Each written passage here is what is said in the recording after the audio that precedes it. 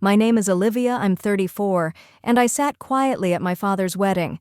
I'd hoped just for once to feel like part of the family, but nothing had changed. They asked me to stay in the back away from the photos.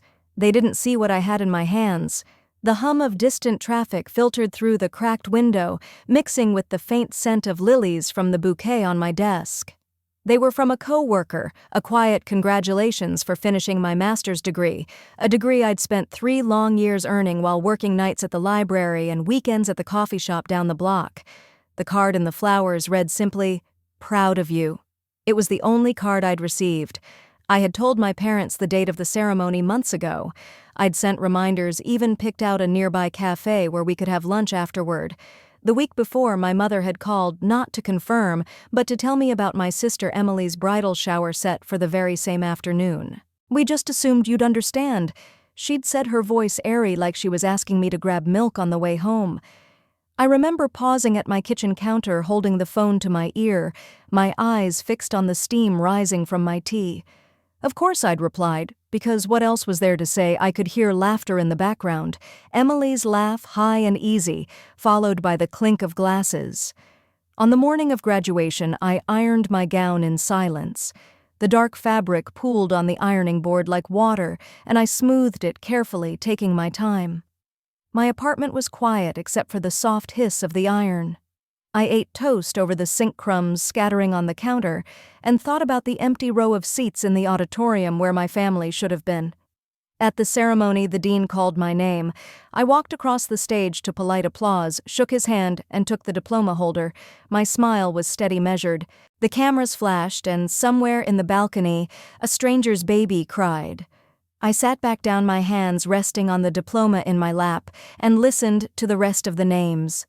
Afterward, the courtyard was full of people hugging, posing for photos, juggling bouquets and foil balloons. I stood to the side, adjusting the strap of my gown, waiting for the crowd to thin before heading to my car. A classmate's father offered to take a picture for me. I handed him my phone, smiled for 2 quick shots, and thanked him. Driving home, the late afternoon light cut in long gold streaks across the road. My phone buzzed twice, group texts from extended family, pictures of Emily surrounded by pastel gift bags, her white sundress pristine against the pink decorations. The captions were full of exclamation points. I tapped the screen off and let it slide back into my bag. When I reached my apartment, I placed the diploma holder on the coffee table. For a moment, I didn't open it. The weight felt heavier than paper. Through the thin walls, my neighbor's TV played a laugh track, loud and tinny. I unlatched the holder slowly, and the stiff hinge creaked. Inside, tucked against the velvet lining, was a plain white envelope, no university seal. I frowned, turning it over in my hands, my thumb brushing the flap. Before I could slide it open, my phone buzzed again, this time with a persistent rhythm. The screen lit up 72 missed calls from family. I stared at it, the numbers sharp and unreal. The hum of the fridge filled the silence. Somewhere outside, a siren wailed faintly, then faded.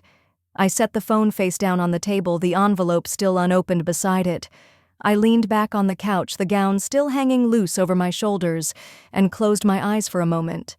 The air felt thick, like the moment before a storm. I didn't open the envelope that night. Instead, I placed it on the counter beside the kettle and tried to make dinner, though my appetite was gone. The sound of water boiling was too loud in my quiet kitchen. I poured tea, let it steep, and stood by the window watching the street lamps blink on one by one. The phone stayed face down, but its presence felt heavier than the ceramic mug in my hands. 72 missed calls wasn't a mistake, it was urgency or guilt or both. I wondered which one it was. The next morning I woke to sunlight cutting through the blinds and the faint vibration of another message. I rolled over and checked. This time it was a short text from my cousin Claire. "Call me when you can. It's important." No emojis, no fluff, just the bare bones. I showered, dressed in jeans and a sweater, and stared at the envelope again. It looked smaller in the daylight, less mysterious, almost out of place on my countertop. I slipped it into my bag without thinking about it too much. At the library where I worked, everything felt unchanged. The smell of paper, the soft thud of books closing the low hum of conversation in the reading room. I shelved returns, helped a man print his boarding pass, and answered questions about Wi-Fi passwords. My coworkers knew about the calls. I hadn't told them, but they'd seen the way I kept glancing at my phone. During lunch, I stepped outside, the autumn air crisp against my face. I scrolled through the missed calls log, Mom, Dad, Emily. Then again. Mom, Dad, Emily, over and over like a loop. At the bottom were numbers I didn't recognize. Claire's name appeared once more, and I tapped her contact. She picked up on the first ring. "Liv," she said, her voice low. "Are you okay?" "I'm fine." "Why?" My tone was even careful. There was a pause. "You didn't hear Grandma?" She hesitated. "She's in the hospital. They didn't know how to reach you yesterday."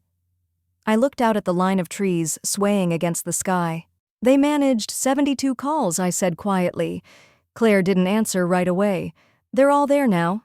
I think you should come." I ended the call, politely promised to think about it, and slipped the phone back into my pocket. The decision settled somewhere in my chest, not heavy, not light, just certain. That evening, I finally opened the envelope.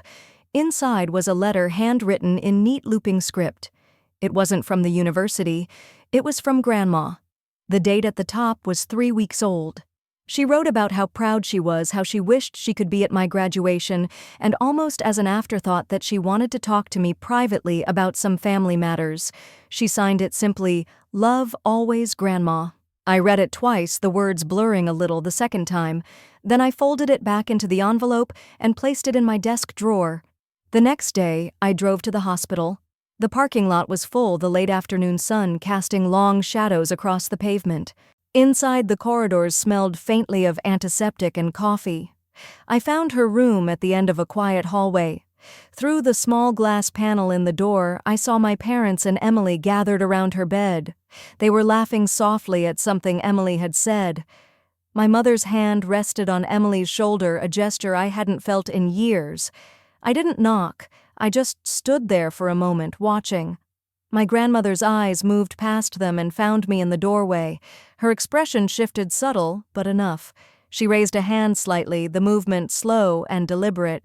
Emily turned to see what she was looking at. Our eyes met for the first time in months. Her smile faltered. I stepped into the room slowly, the sound of my shoes muted by the thin carpet. No one spoke at first. My father glanced at me briefly, then looked back at Grandma, his expression unreadable. My mother's hand slipped from Emily's shoulder, but she didn't move closer to me. "Hi, Grandma," I said softly. My voice felt smaller than I expected. Her face brightened just enough to make something twist in my chest. "Olivia," she murmured. Even with the oxygen tube at her nose, her tone carried warmth. Emily shifted to the side, making room by the bed, though not for me. She simply repositioned herself closer to my mother. I stayed near the foot of the bed, my hands folded loosely in front of me. We talked about small things, how work was going, whether I was still at the library, the weather turning colder. My parents added comments here and there, but mostly they spoke to each other or to Emily. It was like I was a guest, not family. When a nurse came in to check Grandma's vitals, I stepped back to give space. My father followed the nurse out, probably to ask about test results. My mother leaned over Emily, whispering something I couldn't hear. Both of them laughed quietly. I kept my gaze on Grandma. She caught my eye again and gave a slight nod, almost imperceptible. I wasn't sure what she meant, but I returned the gesture. The visit ended without any announcement. My mother said they'd be back tomorrow, then gathered her things. Emily gave me a polite nod on her way out, her expression neutral. My father didn't speak as he passed me in the doorway. When they were gone, I moved to the chair beside Grandma's bed. She reached out her hand, cool but steady in mine. "Don't let them decide for you," she whispered, her voice barely above the hum of the machines. I didn't answer. I just held her hand until her eyes drifted closed, the weight of her words settling into a place I hadn't touched in years. Outside, the hallway was quiet. The elevator doors opened with a soft chime, but I didn't step inside right away. Through the window at the end of the corridor, the city lights were beginning to flicker on. I stood there for a moment, my reflection faint in the glass, wondering how much longer I could keep my distance without disappearing entirely. When I finally left, the evening air felt sharper than before. I pulled my coat tighter, the hospital doors sliding shut behind me with a hiss that sounded almost like a sigh. The week after that hospital visit, I found myself caught between work deadlines and a series of quiet, deliberate exclusions from my family. It started with a group text I wasn't added to. Emily had organized a Sunday lunch for just the immediate family, a phrase that stung when I saw it in passing on Dad's phone screen at Grandma's bedside. At first I told myself it didn't matter. I'd spend Sunday as I usually did, coffee, laundry, maybe a walk in the park. But as I scrolled through my social media that afternoon, a photo stopped me. Emily standing beside Mom and Dad at a long table filled with plates of pasta and glasses of wine, the caption reading "Family First." I stared at it for a while, my thumb hovering over the screen before locking my phone and leaving it on the counter. Work kept me distracted during the week, but the little gaps in communication kept appearing. An update about Grandma's medication schedule went to Emily's number, not mine. A hospital volunteer mentioned that my family had been in the day before for a long visit, though no one had told me they were going. One evening, as I sat in the hospital cafeteria, sipping watery coffee, I overheard Emily and Mom talking by the vending machines. "She doesn't need to be involved in every decision," Emily was saying, her voice low, but not low enough. Mom responded with a soft laugh. "It's just easier this way." They didn't see me. I stayed where I was, the styrofoam cup warm between my palms, pretending to read something on my phone. My chest felt tight, but I kept my expression blank. That Friday, Dad called not to update me, but to ask if I could pick up some paperwork from Grandma's lawyer because Emily was busy. His tone was clipped, like he was doing me a favor by including me at all. The law office was small and smelled faintly of paper and lemon polish. The receptionist handed me a sealed envelope and asked me to sign for it. My name looked oddly out of place on the line, like it didn't belong there. I slipped the envelope into my bag without looking at it, and left. When I brought it to the hospital later that day, Emily was already there. She took the envelope from me without a word, setting it on the chair beside her. Mom glanced at it but didn't ask what was inside. I sat down quietly at the far end of the room. Grandma noticed. She always did. "Liv," she said softly. "Come closer." I moved to her side and she patted my hand. "How's work?" We spoke about small things again. Around us, Mom and Emily discussed arrangements for an upcoming weekend, their voices overlapping in a way that shut me out entirely. Dad came in halfway through carrying coffee for everyone but me. I didn't mention it. The tension built in tiny increments, missed calls, not returned plans made without me, decisions whispered in corners. By the end of that week, I felt like I was standing in the same house as everyone else, but behind a pane of glass, watching life happen without being allowed to touch it. On Saturday evening, just before visiting hours ended, Emily pulled out her phone. "Oh, I almost forgot Sunday's dinner will be at Aunt Marie's instead of here. Everyone's coming." She didn't look at me when she said it. I nodded once, keeping my voice steady. "Good to know." In the corner, Grandma's eyes shifted between us. She said nothing, but her grip on my hand tightened for a moment, like she was holding something in place for me until I was ready to take it back. The air in the room felt heavier after they left. I stayed a little longer, listening to the steady beep of the heart monitor and the faint hum of the hallway outside, wondering how much longer I could pretend not to notice the way they were quietly moving me out of the picture. Sunday at Aunt Marie's was a ritual I'd known my whole life: pot roast mashed potatoes and a table that seemed to grow longer every year. But that evening, walking up the front steps, I felt like a guest arriving at someone else's tradition. Through the open window I could hear laughter and the clinking of silverware before I even reached the door. Inside coats were already piled high on the hallway bench. No one had saved me a space. I hung mine on the back of a chair in the corner and slipped quietly into the dining room. The table was crowded, everyone leaning in toward the center to pass dishes and share stories. Emily sat between Mom and Dad, her voice carrying easily over the hum. I took an empty seat near the end between Uncle George, who was busy scrolling through his phone, and a half-empty bread basket. Dinner began without much acknowledgement of my arrival. Aunt Marie passed me the potatoes with a polite smile, but her attention shifted quickly back to Emily's animated retelling of some crisis at her job. Mom laughed at all the right moments. Dad added his own commentary, and the others chimed in like they'd rehearsed it. I focused on my plate, cutting small bites and nodding when someone made brief eye contact. The conversation flowed around me, skipping over my presence like a stone skipping over water. Halfway through the meal, Aunt Marie brought out a bottle of wine. She poured for Mom, for Dad, for Emily, skipped me, then handed the bottle to Uncle George without looking my way. It wasn't malicious, just invisible. Emily leaned in toward Mom. "Oh, and about Grandma's things," Mom shushed her lightly, glancing down the table. "We'll talk later." That small exchange burned in my ears. I took a sip of water, my eyes fixed on the pattern of the tablecloth. After dessert, people migrated into the living room. Emily had pulled out her phone again, showing photos to a cluster of relatives on the couch. I stood in the doorway, my hands in my pockets, scanning the room for a place to sit. There wasn't one. Instead, I wandered into the kitchen where Aunt Marie was rinsing plates. She gave me a brief nod. "You're quiet tonight." I shrugged. "Just listening." She didn't press. From the other room came another burst of laughter, Emily's voice high and confident filling the space. My chest felt heavier with each second. When I finally said my goodbyes, Emily barely looked up from her phone. Mom gave me a quick hug, distracted by whatever Emily was showing her. Dad was already helping Aunt Marie carry something out to the garage.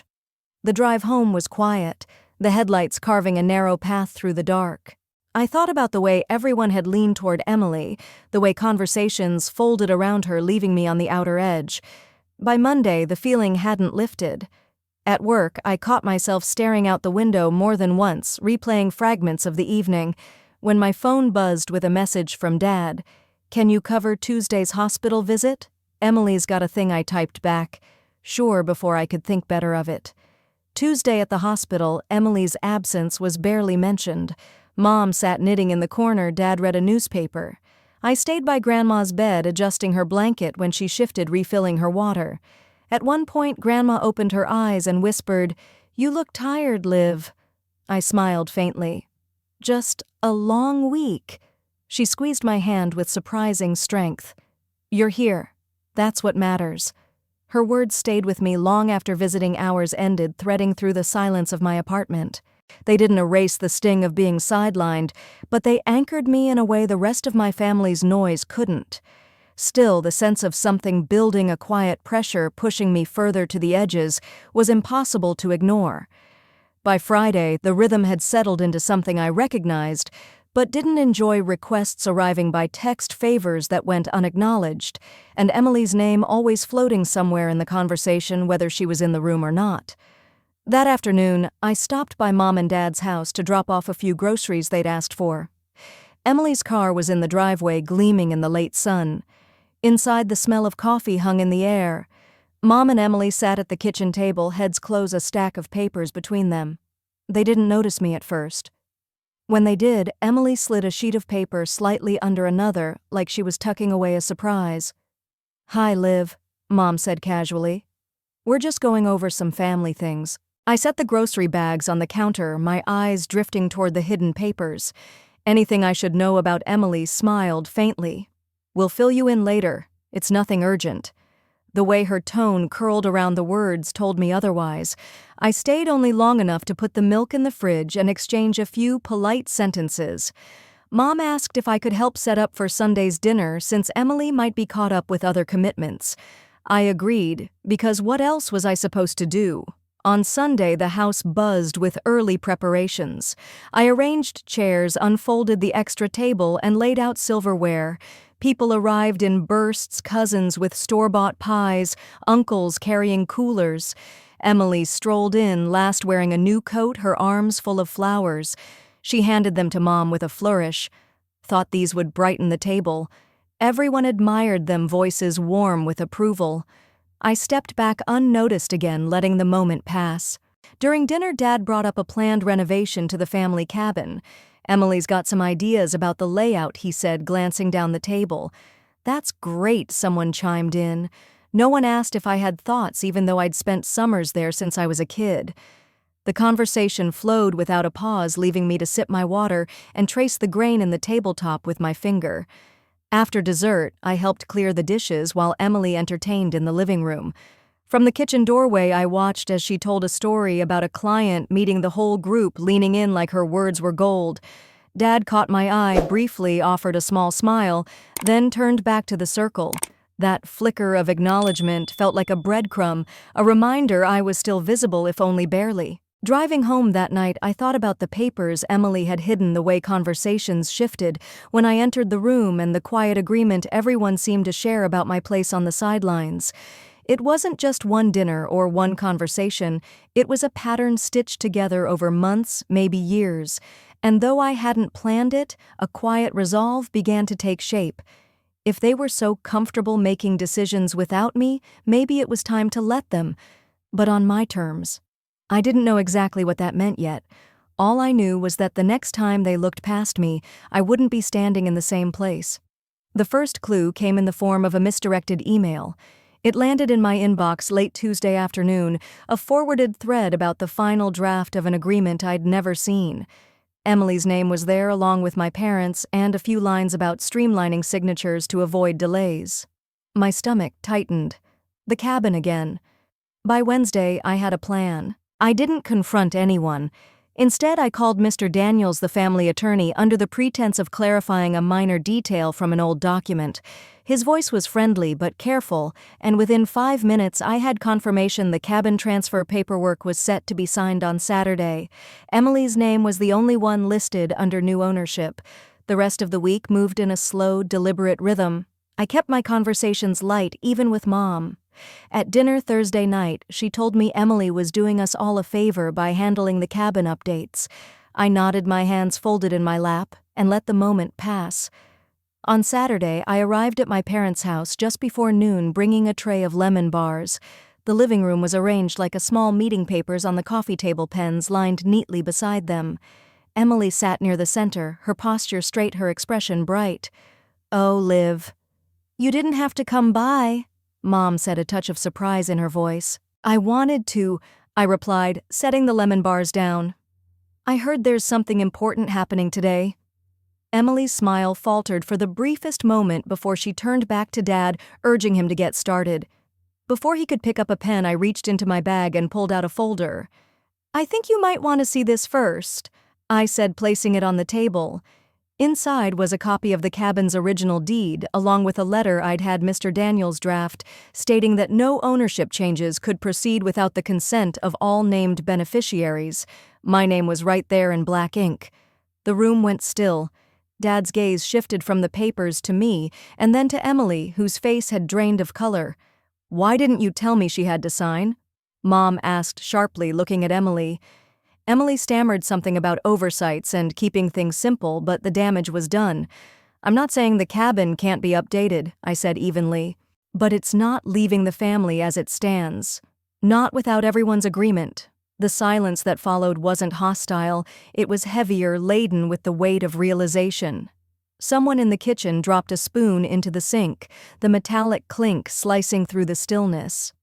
Dad leaned back in his chair, exhaling slowly. "Maybe we should talk this through," he said at last. I nodded, keeping my eyes on him, not Emily. For the first time in months, I didn't feel invisible. Dad motioned for everyone to sit back down. The air felt different, more grounded, less performative. My mother's hands were clasped so tightly that her knuckles turned pale. Emily shifted in her seat, her polished confidence dimming with each passing second. "I think there's been a misunderstanding," Emily began, her tone thinner now. "I just assumed it would be easier for me to, easier for you." Dad interrupted, his voice, calm but firm. "Doesn't mean fair for everyone." His words hung in the space like a slow, tolling bell. I didn't gloat. I didn't need to. Instead, I opened the deed again and tapped my name. This is what I'm protecting. It's not about stopping progress, it's about not erasing people without their consent. Mom's gaze flickered toward me, and for a moment I thought I saw something like shame pass over her face. She glanced at Dad, who gave a small nod, one that seemed to signal more than agreement. It felt like acknowledgement. From the kitchen doorway, Aunt Lydia appeared, drying her hands on a dish towel. "I didn't know all this was happening," she murmured. "Liv, you have every right to be here for this." Emily tried one last time. "I didn't think you'd even care. You've been so distant." I held her gaze steady. "Maybe I learned distance from how I've been treated, but that doesn't mean I'm not paying attention." The tension was almost visible now, coiling between us. Dad cleared his throat. "We're postponing this signing. We'll meet again when everyone is ready to move forward together." Emily slumped back into her chair, her lips pressing into a thin line. The rustle of papers being gathered filled the room, punctuated by the faint clink of my mother setting down the teacup she'd been holding all morning. No one moved to eat the lemon bars. I slid the tray toward the center of the table anyway, the powdered sugar catching the light. "They'll keep," I said quietly. For the first time in a long time, no one rushed to move me aside. I wasn't just occupying a seat in the room, I was part of the table. And everyone knew it. The meeting dissolved into a soft clutter of papers and a silence no one wanted to break. I stood, slid the folder back into my bag, and reached for the tray of lemon bars. "I have to be somewhere," I said, not raising my voice. No one stopped me. Dad only nodded, once the way people do when something has shifted and they're still catching up to it. Outside, the afternoon light felt cleaner. I drove toward campus, past the banners still flapping from commencement, toward the small reception the university held for graduate students who hadn't made it the day before. It wasn't fancy round tables, paper name tags, a string quartet playing something gentle. Families filled most of the room. I didn't look for mine. At the check-in table, a student worker handed me a place card with my name, Olivia. I took a seat at an empty table near the center. The chair beside me was unclaimed, a small island of space in a crowded room. I smoothed the edge of the card and listened to the rise and fall of conversation, the light clink of glassware, the soft swish of gowns against the floor. A familiar voice came from behind me. "Olivia." I turned. Michael Harris stood there in a charcoal suit, a slim portfolio under his arm. He gave the room a quick glance, then looked back at me. "Mind if I sit?" I gestured to the empty chair. "Please." He set the portfolio down and took his seat beside me, not across, not at another table. A few heads turned, not many. "Enough." Michael rested one hand lightly on the folder. "I'm glad you came," he said. "It matters that you're seen."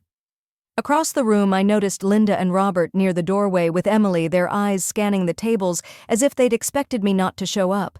When they spotted us, something in their posture tightened. Emily's smile flickered and went flat. The dean stepped up to a small microphone to thank donors and congratulate graduates. Polite applause followed a warm ripple moving through the room. When it quieted, Michael leaned forward and opened the portfolio. He didn't raise his voice. He didn't need to. "Olivia," he said just loud enough to carry to the neighboring tables, "as of this morning, the estate paperwork is complete. Your grandmother's instructions stand investments the trust to the cabin held until a joint plan is agreed upon by all named beneficiaries." He tapped the top page once, then slid a copy in front of me. My name appeared more than once, steady in black ink. The quartet paused mid-phrase. A fork chimed against a plate somewhere to my left. Conversation thinned to a hush that felt like air right before rain. I didn't look toward the door, but I could feel eyes on the back of my neck. Emily arrived first, her steps quick. "You can't just, this isn't the place." She glanced around, startled to find no one rescuing her line. Linda came up beside her, lips pressed tight. Robert hovered a pace back, looking older than he had an hour ago. Michael didn't turn. He addressed me and only me. "There's also a letter your grandmother asked me to deliver when this was finalized." He took out a cream envelope and laid it by my water glass. "Read it whenever you're ready." I kept my hands still on the table. I didn't open the letter. I didn't speak. The paper sat there like a small lighthouse, enough light to see the shoreline, no need for a flare.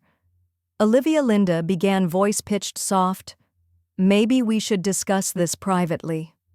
I met her eyes, then lowered my gaze to the place card with my name. "We can discuss it," I said, calm and even. "We won't erase anyone." The words were simple. They didn't ask permission. They didn't apologize. Around us, conversation resumed in cautious threads. Someone at a nearby table cleared their throat. The quartet found their place again and picked up the melody. Michael closed the portfolio and settled back in his chair, his presence quiet but unmistakable. He didn't claim the moment, he marked it. Emily looked from the papers to my face, measuring the distance between how this used to go and how it was going now. Her mouth opened, then closed. She froze. Robert exhaled long and slow, like he'd been holding his breath since the door. Linda's shoulders softened just a fraction. I lifted my water glass and took a sip. The ice tapped gently against the side. "Thank you for coming," I said to Michael. He nodded as if to say, "You did the part only you could do." We didn't stay long. When we stood, the chair legs made a soft scrape against the floor, a small, ordinary sound that felt like a line being drawn. Michael gestured toward the exit, but he didn't lead. He walked with me. At the doorway, I paused. Across the room, those 5 empty seats from yesterday had been filled by other people's families, mothers leaning in for photos, fathers straightening ties, a sister fixing a crooked tassel. I let the image rest where it belonged and let it go. Behind me, no one called my name. No one asked me to wait. I tucked the cream envelope into my bag without breaking stride. Outside, the late light pooled on the steps, warm against the stone. Michael touched my elbow lightly. "You don't owe anyone an explanation," he said. "I know." I looked out over the quad where a breeze lifted the corners of a banner still tied to a lamppost. The fabric snapped once and settled. We walked to the curb in a comfortable quiet. A car door shut somewhere down the block. A bird chattered in the branches overhead. I reached for the strap of my bag and adjusted it on my shoulder. "I'll see you soon," Michael said. Not a promise, not a warning, just a simple fact. He turned and left his footsteps steady on the pavement. I stood there a moment longer, then headed toward the parking lot. The automatic doors whispered open and closed behind me. I didn't look back. The silence followed, and for the first time in a long time, it felt like it belonged to me. Weeks later, life moved in its ordinary rhythm, morning coffee, quiet walks, the hum of small errands. Yet, every so often I'd catch my reflection in a shop window or the still surface of the lake by the cabin and notice something I hadn't seen before. Not pride, not victory, just a steadiness that hadn't been there, a space I'd claimed without raising my voice. And in that stillness, I understood some truths don't need an audience to matter, they simply stand unshaken in their own light.